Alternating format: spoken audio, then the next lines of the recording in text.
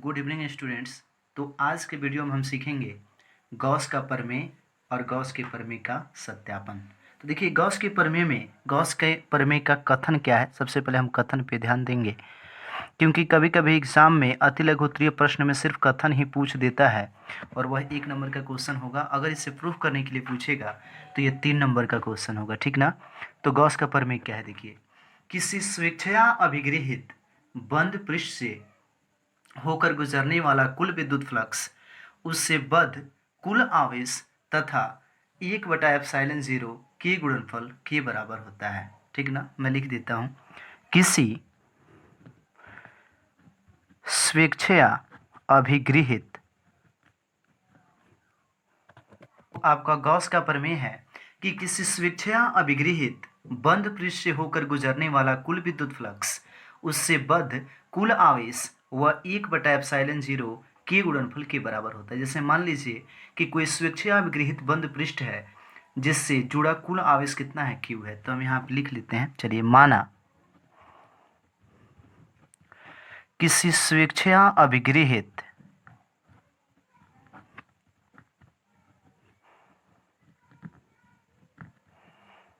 किसी स्वेच्छया अभिगृहित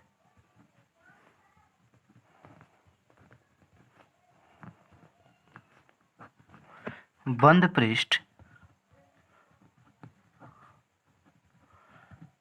से बद्ध कुल आवेश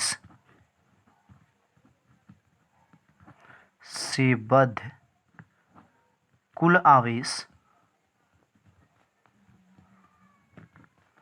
Q है। अतः गॉस के प्रमेय से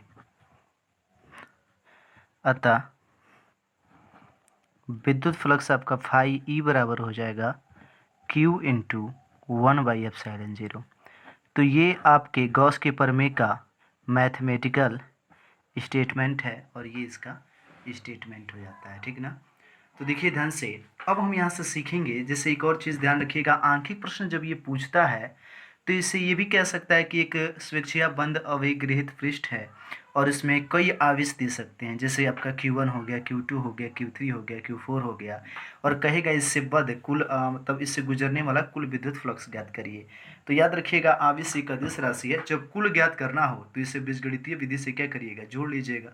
जब हम गॉस के प्रमेय से संबंधित आंकिक प्रश्न आप लोगों को बताएंगे तो वहाँ पे इन सब तथ्यों के ऊपर ध्यान दिया जाएगा। फिलहाल वीडियो को बड़ा ना करते हुए हम इसके सत्यापन को सीख लेते हैं, ठीक ना। तो हम हेडिंग कर रहे हैं सत्यापन।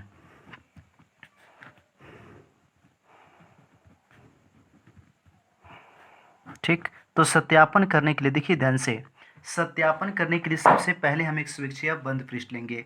वह कैसा भी हो सकता है, चाहे वह गोलाकार लीजिए या किसी भी आकार का उसे ले लीजिए। तो सबसे पहले हम एक स्वेच्छया अभिगृहित ये बंद पृष्ठ ले लिए, ठीक। अब हम क्या करेंगे कि मान लीजिए कि इसमें कहीं किसी बिंदु पर कोई आवेश है। जैसे मान लीजिए यहाँ पे आपका कोई बिंदु O है और यहाँ है Q आवेश।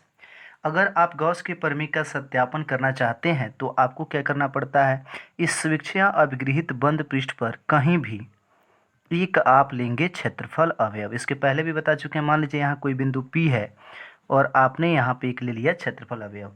जब क्षेत्रफल अवयव लेंगे तो इसका क्षेत्रफल भी मानना पड़ेगा, तो कितना मान लेंगे, ds, ठीक।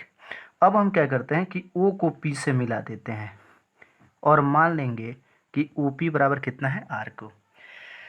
दूसरी चीज़ समझिए, अगर ये प्लस की आवेश है और बिंदु P पर विद्युत क्षेत्र की तीव्रता चाहिए तो आप लोग को याद होना चाहिए कि धनावेश के कारण किसी बिंदु पर विद्युत क्षेत्र की तीव्रता की दिशा उस बिंदु को मिलाने वाली रेखा के अनुदिश कहाँ होती है, बाहर की ओर।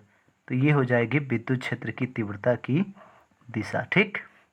अब हम क्या करेंगे, इसके ऊपर एक लंब खींचेंगे जो क्षेत्रफल सदिश की दिशा को व्यक्त करता है, ठीक ना। पहले वीडियो में हम बता चुके हैं। तो ये खींचा एक लंब और ये व्यक्त करेगा क्षेत्रफल सदिश की दिशा को। फिर क्या करेंगे, इसके बीच का कोण मान लेंगे, क्या, थीटा। फिर इसकी सहायता से इससे होकर गुजरने वाले कुल विद्युत फ्लक्स की गणना करते हैं, ठीक ना। तो चलिए ध्यान देते हैं।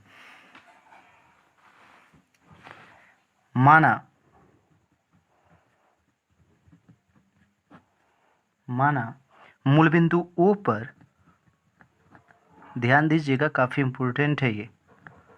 माना मूल बिंदु ओ पर एक आवेश Q है, एक आवेश Q है जिसके चारों ओर एक स्वेच्छा अपग्रेहित बंद पृष्ठ लेंगे, यही ना, जिसके चारों ओर, जिसके चारों ओर एक स्वेच्छा, एक स्वेच्छा अभिगृहित बंद पृष्ठ S लेते हैं। यानी कि इसका जो पृष्ठीय क्षेत्रफल है वो कितना है, S है। जैसे ही आप यस मानेंगे तो अब यहाँ से आप गॉस के प्रमेय का सत्यापन करेंगे। तो गॉस के प्रमेय को सत्यापन करने के लिए सबसे पहले आपको क्या करना है, इस स्वेच्छा अभिगृहित बंद पृष्ठ के किसी बिंदु पर भी आप एक क्षेत्रफल अवयव लेंगे। तो लिखेंगे, देखिए ध्यान से, गॉस के प्रमेय को सत्यापित करने हेतु, गॉस के प्रमेय को सत्यापित करने हेतु, सत्यापित करने हेतु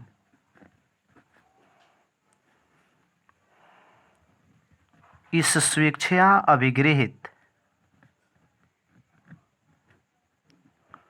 इस स्वेच्छा अभिगृहित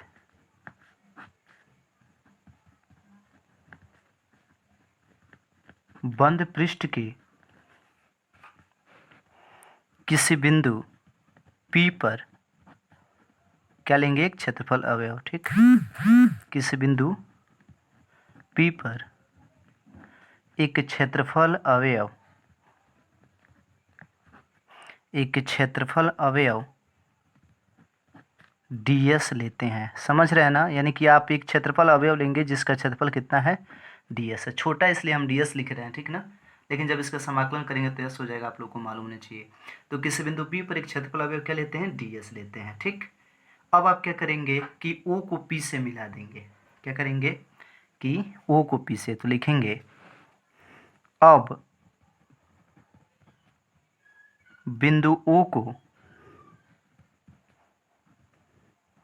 बिंदु O को P से मिला देते हैं, बिंदु O को P से मिला देते हैं। अब क्या मान लेंगे, OP बराबर R। तो यहाँ देखिए, माना OP बराबर कितना, R। अब आप क्या करेंगे, विद्युत क्षेत्र की तीव्रता के बारे में बताएंगे, ठीक। तो आप समझ गए होंगे कि यहाँ मूल बिंदु O पर एक आवेश Q है, तो बिंदु P पर जो विद्युत क्षेत्र की तीव्रता होगी वह होगा 1/4πε0 Q/r², और इसकी दिशा विद्युत, ये देखिए ध्यान से, बिंदु P को मिलाने वाली रेखा की दिशा क्या होगी, बाहर की ओर। तो अब हम यहाँ पे विद्युत क्षेत्र की तीव्रता के बारे में बताएंगे। तो लिखेंगे, स्पष्ट है कि,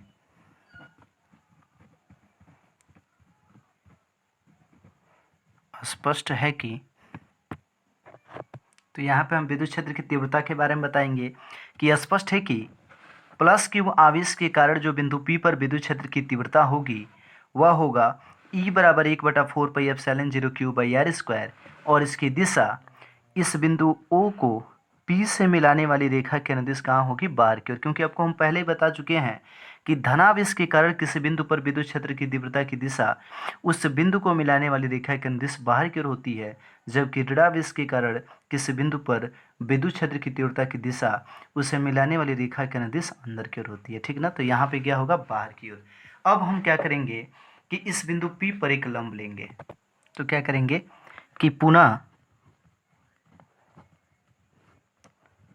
बिंदु P पर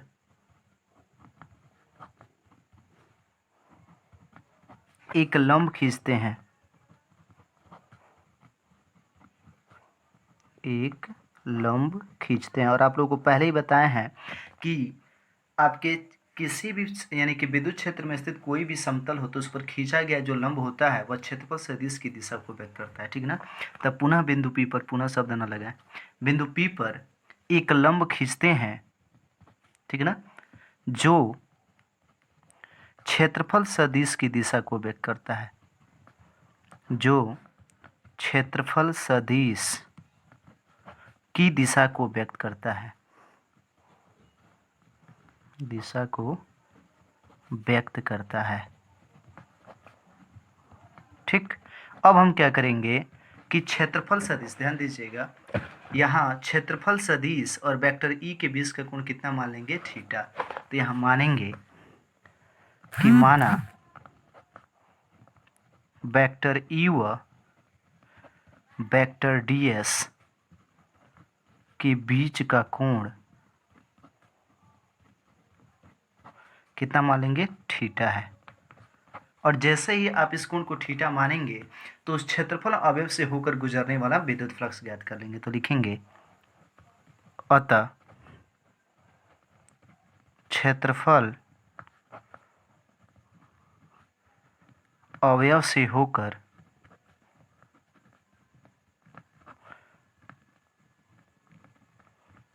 गुजरने वाला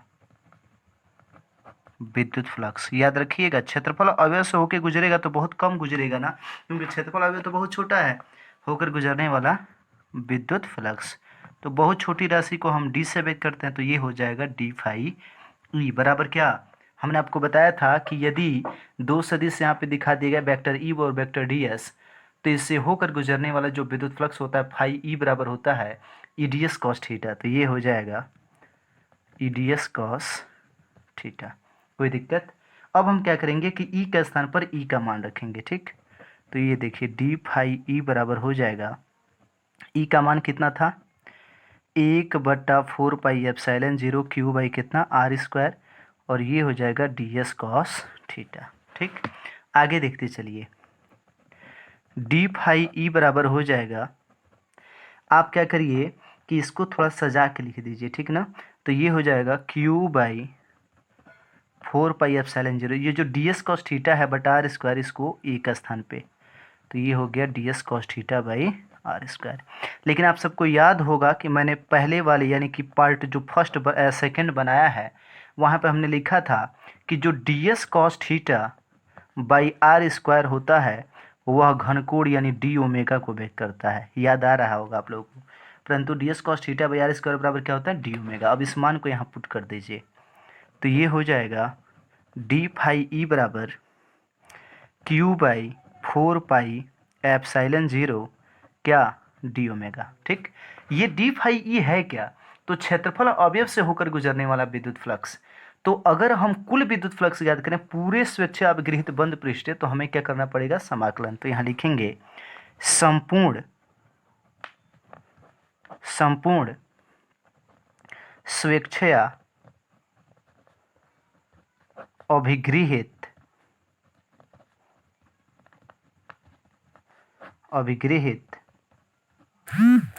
बंद पृष्ठ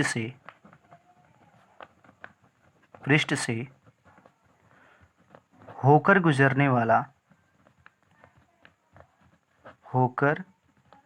गुजरने वाला विद्युत फ्लक्स।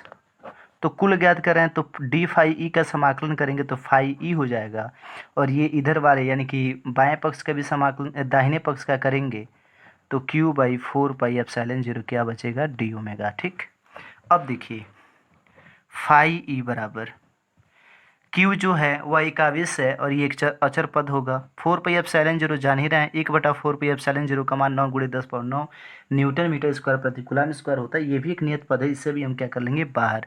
तो बचा क्या, समाकलन डी ओमेगा। ठीक, अब हमारे पास बचा है समाकलन डी ओमेगा। अब कुछ याद आ रहा होगा आप लोगों को, हमने कहा था कि कोई भी गोलीय पृष्ठ हो और उसे बस जो कुल घनकोण का मान होता है वो 4 पाई के बराबर होता है, पहले भी बता चुके हैं। तो ये हम लिख लेंगे, परंतु समाकलन डी ओमेगा बराबर 4 पाई। ठीक, तो ये हो जाएगा फाई ई बराबर क्यू बाई 4 पाई एप्सिलॉन 0, समाकलन डी ओमेगा का क्या हो जाएगा 4 पाई, और 4 पाई से 4 पाई कट जाएगा, तो फाई ई बराबर हो जाएगा क्यू बाई एप्सिलॉन 0।